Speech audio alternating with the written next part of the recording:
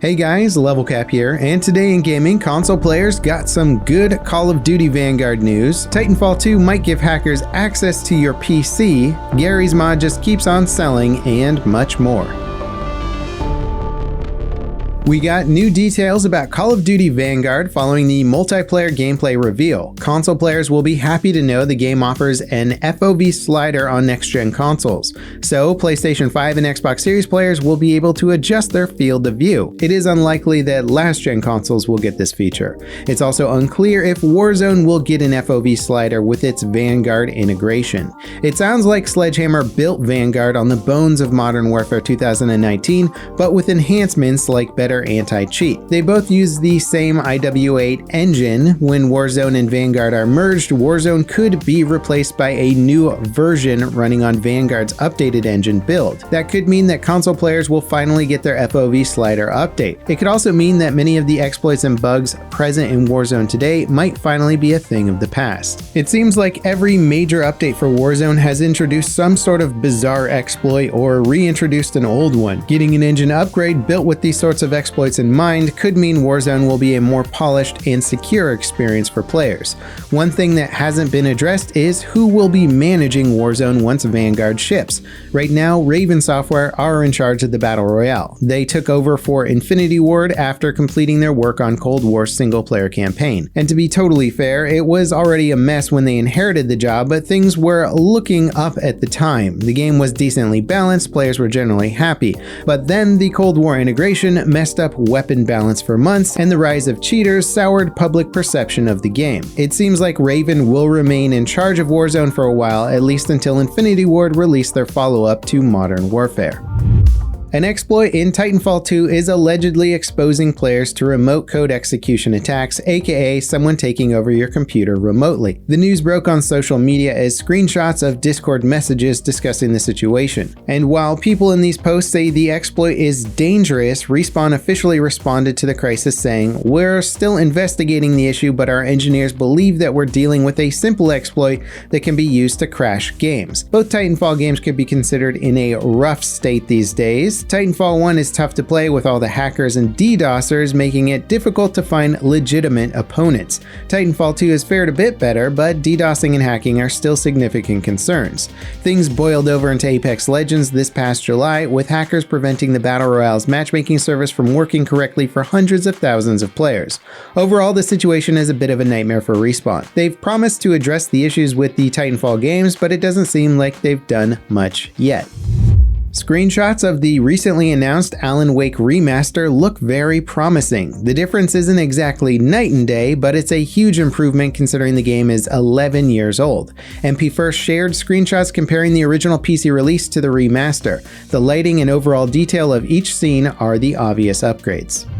Sony has purchased UK developer Firespray. They're the team behind the PlayStation 4 Playroom title, as well as a handful of VR games. And just to clarify, they aren't the same studio that developed Astra's Playroom for the PlayStation 5. Firespray was originally a group of developers working at Sony's Liverpool studio who formed their own company after Sony closed that shop down. Being acquired by Sony is a bit of a homecoming for the team.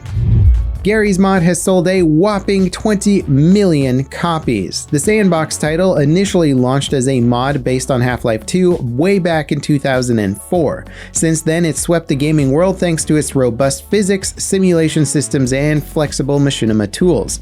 If you've used the internet between 2004 and now, chances are you've seen a video made with Garry's mod or played a game inspired by it. Titles like Trouble in Terrorist Town, Prop Hunt, and Morbus all got their start as Garry's mod custom modes. And the crazy thing is that it seems like sales are actually speeding up despite the game's age. It didn't hit 10 million sales until 2016. In just 5 years, it's doubled what it did in 10. The creator of Garry's mod, Garry Newman, is currently developing a spiritual successor called Sandbox using Half-Life Alyx's version of the Source 2 engine. Early footage of the game looks very impressive, though it's probably a long way off from release. RuneScape's developer Jagex banned an upcoming HD overhaul mod for the game's old school edition called RuneLight HD. It offered improved lighting, textures, and more. Jagex banned the mod because they're working on their own HD upgrade and don't want any conflicting mods released. Fans of RuneLight were very upset with the decision. Jagex has traditionally been pretty laid back when it came to mods, so long as they didn't introduce exploits or otherwise hurt the gameplay experience for others. RuneLight was in development for 2 years before Jagex abruptly put their foot down without warning. Diablo 2 Resurrected has officially dropped support for ultra-wide monitors. The remaster improves multiple areas of the game, but converting the game to wider aspect ratios would in fact break a lot of the game world, including some of the enemy AI. This is of course disappointing for many Diablo fans, since action RPGs, Diablo 3 specifically, are best played on ultra-widescreen monitors, giving you a larger field of view and a bit easier time navigating the world. And this seems to be just one of many features that fans of the Diablo franchise would have liked to see in Diablo 2 Resurrected. Perhaps the developers will include them at a later date. Survival RTS Age of Darkness Final Stand is launching on Steam Early Access September 15th. The game tasks you with surviving against waves of hordes of up to 70,000 enemies every night. It gives you hero characters with unique abilities and control of AI units. The longer you survive, the more rewards you earn. Building out your base and fortifying its defense is a key element of the gameplay as well. Overall, it looks like a solid title, and I'm pretty excited to try it out.